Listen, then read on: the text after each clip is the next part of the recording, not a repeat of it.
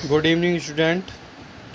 BEd प्रथम वर्ष और आपकी सब्जेक्ट है समकालीन भारतीय समाज में शिक्षा। ये आपकी 4th इकाई है। ठीक है स्टूडेंट, ये आपकी 4th इकाई है। और आगे मैं आपको बताऊं, जो आपका टॉपिक है, आपका टॉपिक है विश्वविद्यालय शिक्षा आयोग। देखिए, विश्वविद्यालय शिक्षा आयोग समय समय पर भारतीय स्वतंत्रता के बाद जो 1947 में हमारा जो देश आज़ाद हुआ, उसके बाद समय समय पर शिक्षा में सुधार के लिए आयोग बनाए गए। उसमें सबसे पहला आयोग था विश्वविद्यालय शिक्षा आयोग। 1964 में कोठारी आयोग बना था। ठीक है। और भारतीय शिक्षा नीति 1986 बनी थी। अब 2020 में भारतीय शिक्षा नीति बनी गई है। तो सबसे पहले जो आयोग बना था वो विश्वविद्यालय शिक्षा आयोग बनाया था, जिसका गठन 1948 में हुआ था। और 4 नवंबर 1948 को इसका गठन हुआ था। 25 अगस्त 1949 ने इसने अपनी रिपोर्ट सौंपी थी। इसमें सबसे बड़ी बात क्या हुई स्टूडेंट, कि विश्वविद्यालय के स्तर और विश्वविद्यालय की संरचना को सुधारने के लिए ये आयोग तैयार किया गया था। यानी उच्च शिक्षा के स्तर को सुधारने के लिए ये आयोग तैयार किया गया था कि उच्च शिक्षा कैसी होनी चाहिए, इसमें हम क्या परिवर्तन कर सकते हैं। क्योंकि जो हमारी शिक्षा थी वो सैद्धांतिक शिक्षा रही थी इससे पहले, स्वतंत्रता से पहले। लेकिन जो वास्तविक शिक्षा, वास्तविक पहलू पर अगर ध्यान दिया जाए तो विश्वविद्यालय शिक्षा आयोग ने काफ़ी सुधार किए उच्च शिक्षा में सुधार किए। मैं आपको आगे भी इसमें बताऊंगा इन स्लाइडों के माध्यम से। तो इन्होंने जो स्नातक स्तर था वो 3 वर्ष का लिया, स्नातकोत्तर 2 वर्ष का लिया, शोध यानी पीएचडी वगैरह 2 वर्ष, अधिकतम कम से कम 2 वर्ष तक के लिए। तो इन्होंने सुधार काफ़ी किया और इनकी सुधार तक आज तक पालन भी हो रहा है। तो आगे हम बढ़ेंगे। हमारा टॉपिक है विश्वविद्यालय शिक्षा आयोग 1948-49। ठीक है। तो इसमें क्या है, आगे हम पढ़ें स्टूडेंट। तो इसे विश्वविद्यालय शिक्षा आयोग के नाम से भी जाना जाता है। ठीक है, जाहिर सी बात है। विश्वविद्यालय शिक्षा आयोग मैंने अभी आपको बताया था, विश्वविद्यालय शिक्षा आयोग, तो इसे विश्वविद्यालय शिक्षा आयोग के नाम से भी जाना जाता है और इसे राधा कृष्णन आयोग के नाम से भी जाना जाता है। ये 2 नाम दिए गए हैं क्योंकि सर्वपल्ली राधाकृष्णन जी इसके अध्यक्ष थे, तो इनके नाम से भी इसको जाना जाता है।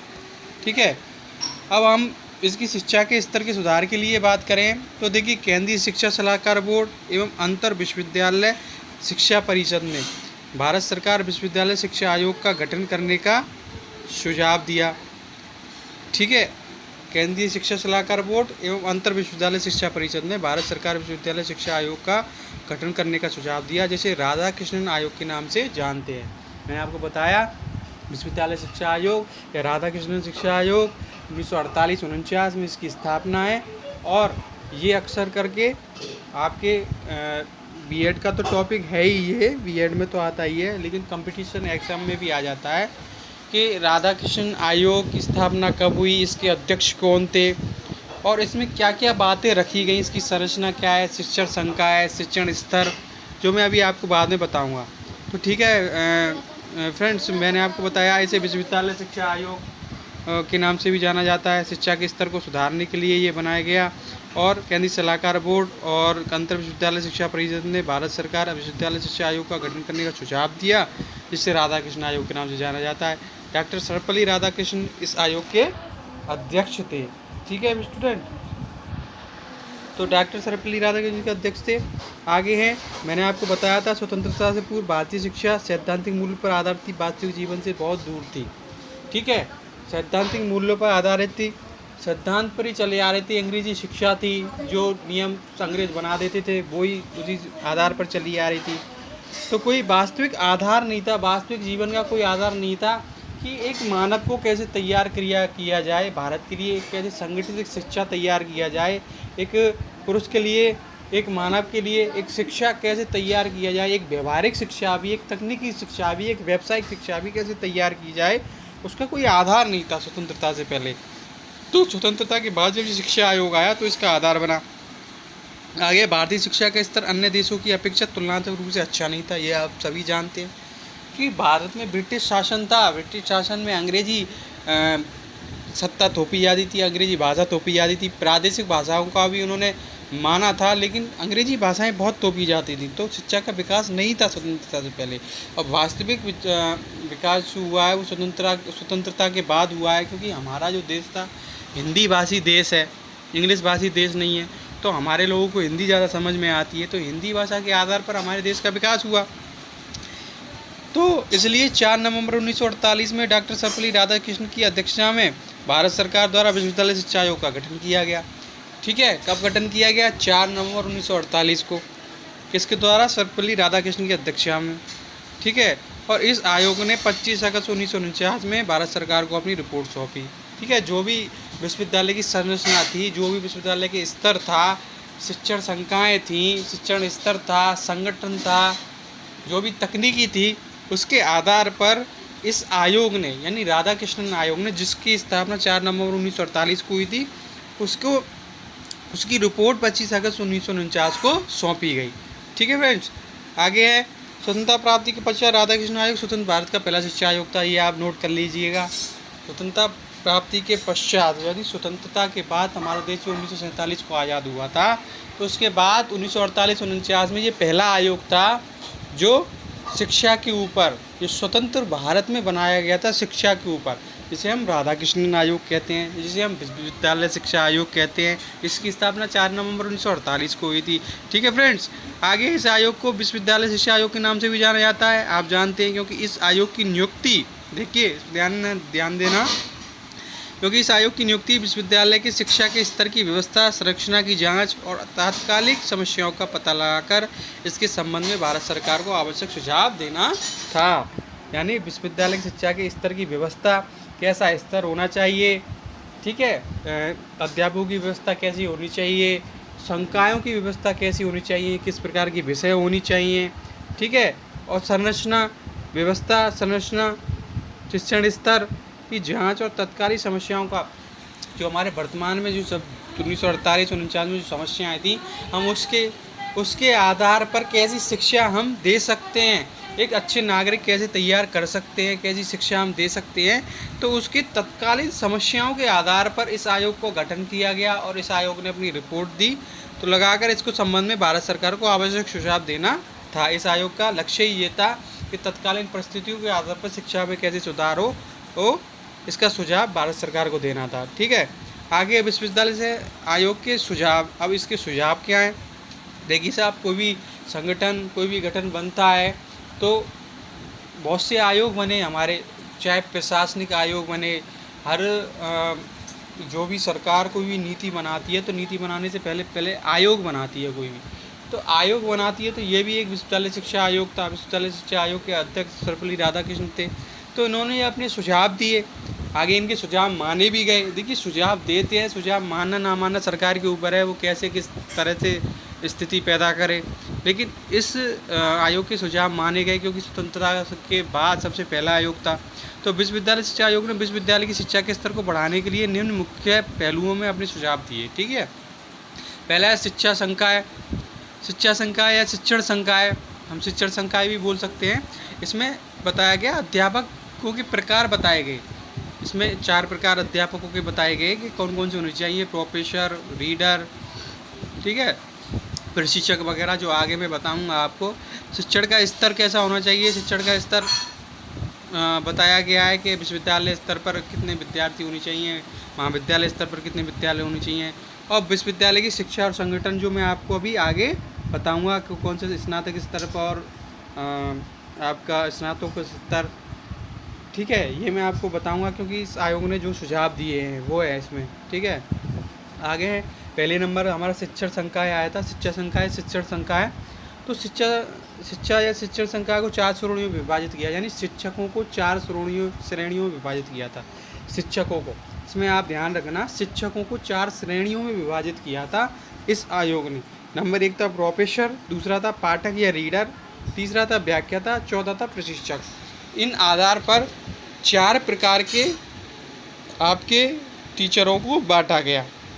ये लेवल आपको पता है, प्रोफेसर उच्च लेवल का होता है, पाठक उससे नीचे का, व्याख्याता उसके नीचे का होता है, प्रशिक्षक उसके नीचे का होता है। तो इस प्रकार से अध्यापकों को 4 प्रकार से बांटा गया जो शिक्षण संकाय में जोड़े गए। ठीक है, आगे है, इसके अंतर्गत शिक्षण कार्य की समय सीमा सप्ताह में 18 घंटे से अधिक नहीं होनी चाहिए। इसमें शिक्षण संकाय में सुझाव दिया गया, विश्वविद्यालय शिक्षा आयोग द्वारा ये सुझाव दिया गया कि इसके अंदर शिक्षण कार्य की समय सीमा, देखिए शिक्षण कार्य की समय सीमा होती है, हमारे स्कूलों में भी होती है, हर चीज़ नियमित है, पर जो वास्तविकता है ना उस पर नियम लागू नहीं होता, चलता आ रहा है, जैसे चल रहा है वैसे चल रहा है, चाहे सरकारी स्कूलों चाहे प्राइवेट स्कूलों। लेकिन वास्तविक है जो हमारे जो नियम बनते हैं वो लिखे हुए नियम हैं। तो इसमें था, इसके अंतर्गत शिक्षण कार्य की समय सीमा सप्ताह में 18 घंटे से अधिक नहीं होनी चाहिए, यानी सप्ताह में 18 घंटे ही शिक्षण चलना चाहिए, 18 घंटे से ऊपर नहीं चलना चाहिए। और इसमें एक सुझाव ये दिया गया कि शिक्षक की सेवा, यानी ये शिक्षण संकाय यानी शिक्षक की सेवा के ऊपर है, शिक्षण जो हमारे अध्यापक होते हैं उनको आधार लिया गया है। तो शिक्षक की सेवा का अवकाश जो हमारा रिटायरमेंट होता है 60 साल पे, उसको 60 साल के बढ़ा के 64 वर्ष कर दी जाए। हालांकि ये नहीं मानी गई, ये आगे की बात है, लेकिन ये 2 बातें थी इसमें। इसके अंतर्गत शिक्षण कार्य की समय सीमा 18 घंटे से अधिक नहीं होनी चाहिए, और इसमें शिक्षक का अवकाश 60 से बढ़ाकर 64 वर्ष कर दिया गया। ठीक है, आगे है दूसरा हमारा जो पॉइंट था, शिक्षण के स्तर।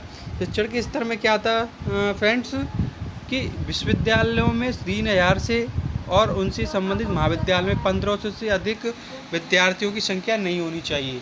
ठीक है, ये कहा गया कि विश्वविद्यालय यानी हमारी यूनिवर्सिटियों में 3000 विद्यार्थी होने चाहिए, और महाविद्यालय में, ठीक है, महाविद्यालय में यानी कॉलेजों में 1500 से अधिक विद्यार्थियों की संख्या नहीं होनी चाहिए। ये सुझाव इन्होंने दिए। ये सुझाव देखिए पेपरों में आते हैं, नेट की परीक्षाओं में आते हैं कि विश्वविद्यालय आयोग की क्या सुझाव इनमें से नहीं था या इनमें से था, ऐसे आते हैं, तो ये आपको याद होनी चाहिए। और कार्य दिवसों की संख्या एक साल में 180 होनी चाहिए।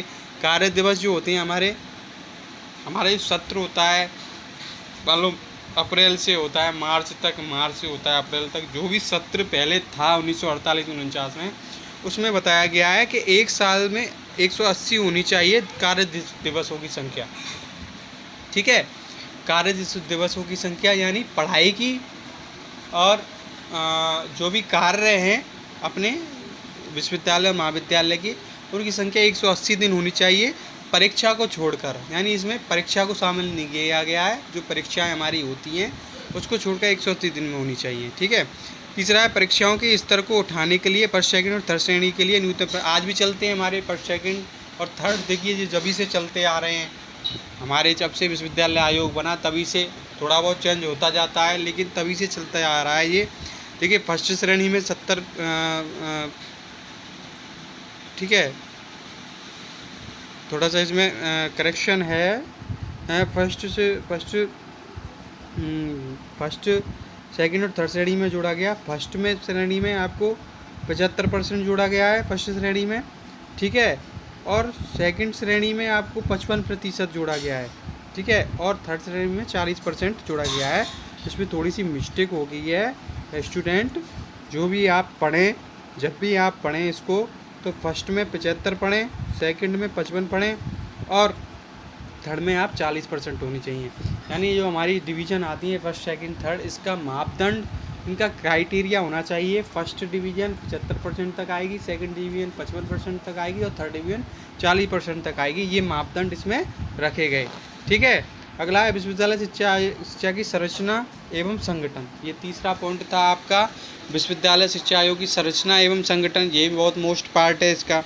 देखिए इसने ही बताया था, उच्च शिक्षा के 3 स्तर बताए थे उसने, ये सबसे पहला आयोग था और इसने उच्च शिक्षा के 3 स्तर बताए थे। और देखिए ये अभी तक फॉलो किए जा रहे हैं हमारे, उस समय 1948-49 के समय से लेकर अभी तक फॉलो किए जा रहे हैं। तो इसमें देखिए स्नातक 3 वर्ष का होना चाहिए। अब देखिए ना first year second year final, तो स्नातक 3 वर्ष का होता है इसमें। ठीक है, स्नातकोत्तर यानी MA, MSc, MCom, इसकी 2 वर्ष निर्धारित की गई कि ये 2 वर्ष का होना चाहिए, और देखिए आज भी चल रहा है, स्नातक 3 वर्ष आज भी चल रहा है। और शोध न्यूनतम 2 वर्ष, यानी पीएचडी का न्यूनतम 2 वर्ष माना था, अधिकतम और भी हो सकता है, लेकिन न्यूनतम 2 वर्ष माना था। देखिए ये आज भी चल रही है उच्च शिक्षा के अंदर ये श्रेणियाँ। तो इस संरचना और संगठन के अंतर्गत आता है आपका 3 स्तर बताए गए, स्नातक 3 वर्ष, स्नातकोत्तर 2 वर्ष और शोध न्यूनतम 2 वर्ष। ठीक है। उच्च शिक्षा की 3 श्रेणियां बताई गई। देखिए उच्च शिक्षा में क्योंकि कौन कौन सी विषय होनी चाहिए वो आधार बताया गया हमारे इसमें कि कौन कौन सी विषय होनी चाहिए। तो उच्च शिक्षा में श्रेणियां बांटी गई। श्रेणियों में देखिए कला, दूसरा है विज्ञान, तीसरा है व्यवसाय और तकनीकी। ठीक है, कला, विज्ञान, व्यवसाय और तकनीकी, इसी में ही हमारा सारा आज के लिए जो कॉमर्स वगैरह चल रही है, साइंस चल रही है और आर्ट्स वगैरह चल रही है, वो सारी इसमें ही आ जाती है। उसी को आधार मानते हुए देखिए आज भी चल रही है। तकनीकी भी जोड़ दिया गया, तब टेक्निकल भी जोड़ दिया गया, जो आप बीटेक वगैरह होती हैं, ये सारी चीज़ जोड़ी दी गई हैं। तो कला, विज्ञान और व्यावसायिक और तकनीकी, ये 3 श्रेणियाँ बताई गई। व्यावसायिक एवं तकनीकी विषयों के लिए विश्वविद्यालय में अलग अलग विभाग खोले जाने चाहिए। ये बताया गया कि व्यवसाय और तकनीकी के लिए व्यावसायिक शिक्षा और तकनीकी शिक्षा के लिए जैसे इंजीनियरिंग शिक्षा होती है, विधि की शिक्षा होती है, ठीक है। तो इसके लिए क्या बताया गया कि अलग अलग विभाग होने चाहिए, ये एक ही विभाग में नहीं चल सकते, इनके पाठ्यक्रम अलग अलग होने चाहिए, इनके विभाग अलग अलग होने चाहिए। तो ये 3 श्रेणियों में ये संरचना बांटी गई। ठीक है, स्तर 3 बताए गए, स्नातक स्तर 3 वर्ष, स्नातकोत्तर 2 वर्ष, ठीक है, और शोध कार्य 2 वर्ष का न्यूनतम, और 3 श्रेणियाँ बताई, कला, विज्ञान, व्यावसायिक और तकनीकी। ठीक है, तो आयोग के गुण, अब देखिए ये आपकी संरचना हो गई, शिक्षण संकाय हो गई, शिक्षण के स्तर हो गए। ठीक है, आगे हम इसकी बात करें तो देखिए हर चीज़ के 2 पहलू होते हैं, इसके फ़ायदे भी होते हैं, नुकसान भी होते हैं। तो आयोग के सुझाव, आयोग ने जो सुझाव दिए उनकी कुछ विशेषताएं भी हैं, गुण भी हैं, और उनसे संबंधित कुछ सीमाएं भी हैं, कुछ नेगेटिव थॉट भी हैं। तो इसके गुण क्या है, देखिए सबसे बड़ा, आयोग ने विश्वविद्यालय शिक्षा को समवर्ती सूची में रखने का सुझाव दिया। देखिए शिक्षा आज भी समवर्ती सूची का विषय है। देखिए सबसे बड़ी बात है, समवर्ती सूची का विषय है, तभी तो राज्य सरकार और आपकी केंद्र सरकार, अब देखो केंद्र सरकार ने 2020 की शिक्षा नीति बनाई है, लेकिन राज्य सरकार उसमें अपने अपने स्तर से फेरबदल कर सकती है। ठीक है, तो समवर्ती सूची का विषय बनाया क्योंकि हमारे यहाँ क्षेत्रवाद, जातिवाद बहुत है। तो राज्य सरकार क्या करती है कि अपने लोगों को फ़ायदा देने के लिए कि उस शिक्षा नीति को तोड़ मरोड़ देती है, उसको थोड़ी कमज़ोर कर देती है, जो केंद्र सरकार बनाती है। तो आयोग ने विश्वविद्यालय शिक्षा को समवर्ती सूची में रखने का सुझाव दिया।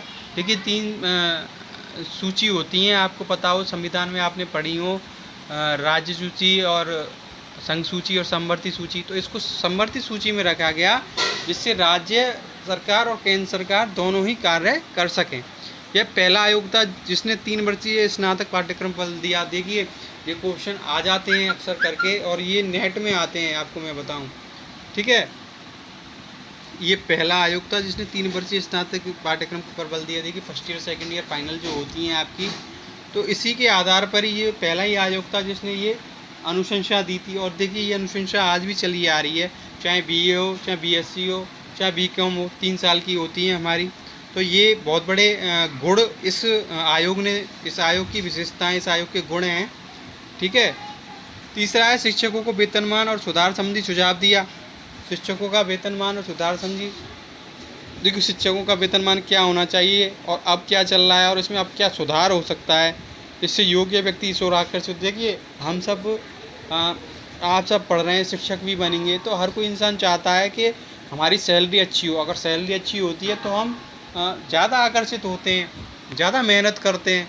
तो वही बात इसमें बताई गई है कि शिक्षकों को वेतनमान और सुधार संबंधी सुझाव दिया जिससे योग्य व्यक्ति इस ओर आकर्षित हो सकें। ठीक है, चौथा स्त्री शिक्षा के विकास के साथ साथ सह शिक्षा पर बल दिया। ठीक है, स्त्री शिक्षा पर भी बल दिया, उसके साथ सह शिक्षा पर मानी समान शिक्षा पर बल दिया। स्त्री और पुरुषों को समान माना जाए, स्त्रियों को पुरुषों से अलग ना किया जाए, इसलिए सह शिक्षा पर बल दिया। हालांकि स्त्री शिक्षा पर इन्होंने ज़्यादा जोर नहीं दिया, आगे मैं बताऊंगा, लेकिन इनके गुणों में ये है। 5वां, इस आयोग ने विभिन्न प्रकार की व्यावसायिक तकनीकी शिक्षा को उचित दिशा देने के लिए वाणिज्य, देखिए आ गया ना, व्यवसायिक और तकनीकी शिक्षा। इसमें मैंने बताया कि अलग अलग विभाग खोले जाएं। तो तकनीकी शिक्षा को उचित दिशा देने के लिए वाणिज्य, इंजीनियरिंग, चिकित्सा, विधि और शिक्षक प्रशिक्षण में सुधार हेतु सुझाव दीजिए।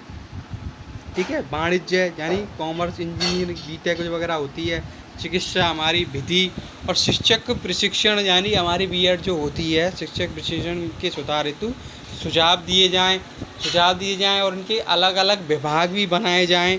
ये चीज़ इसमें बताई गई। देखिए तब की सोच आज तक हमारे इस हिंदुस्तान में काम कर रही है। आप ये देखिए तब की सोच, तो ये चीज़ इसमें बताई गई। देखिए ये जो पॉइंट हैं, गुण हैं, ये आज भी लागू हैं इसके सारे। और जब 1948-49 से चली आ रही है, उसके बाद कोठारी आयोग भी आया, शिक्षा आयोग भी आया, 1900 शिक्षा की नीति भी आई, समय समय पर परिवर्तन भी हुए, लेकिन ये आज भी चलता आ रहा है। तो देखिए इस आयोग ने शिक्षकों के वेतन पर भी ध्यान दिया है, स्त्री शिक्षा पर भी ध्यान दिया, वाणिज्य, इंजीनियरिंग, चिकित्सा, विधि और शिक्षक प्रशिक्षण पर भी सुधार पर भी ध्यान दिया। तो इसने कई सुधार किए क्या, सुझाव दिए, और इसके सुझाव को सरकार ने माना भी और अपनाया भी। ठीक है दोस्तों, आगे है इसमें छठा पॉइंट, ग्रामीण विश्वविद्यालयों की स्थापना करने का सुझाव दिया। देखिए ग्रामीण क्षेत्र में हमारी पहले स्थिति बहुत दयनीय थी, अब तो बहुत सुधर गई है। तो इन्होंने, इस आयोग ने सुझाव दिया कि ग्रामीण विश्वविद्यालयों की स्थापना करने का सुझाव दिया। मतलब गांव के लोग शहरों से कटे हुए थे, अब तो खैर स्थितियाँ बहुत सुधर गई हैं। गांव के लोग शहरों से कटे हुए थे, तो वहाँ भी एक विश्वविद्यालयों की स्थापना की जाए, ताकि वहाँ की जो जनता है वो पढ़ सके, पढ़ाई में ध्यान दे सके और हमारा देश तरक्की कर सके। तो ग्रामीण विश्वविद्यालयों की स्थापना करने का सुझाव दिया और मानव विषय को महत्व दिया। मानव विषय को भी इसमें काफ़ी महत्व दिया।